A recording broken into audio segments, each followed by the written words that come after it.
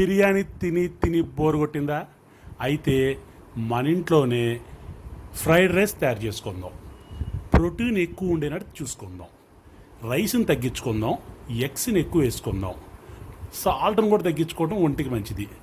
వెజిటేబుల్స్ని అయితే బాగా ఎక్కువ వేసుకోండి. ప్రోటీన్ కోసం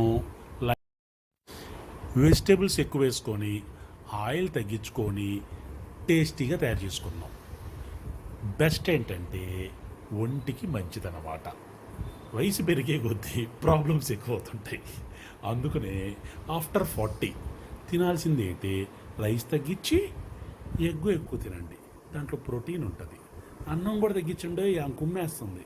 అది చూసారా, కుమ్మకుండా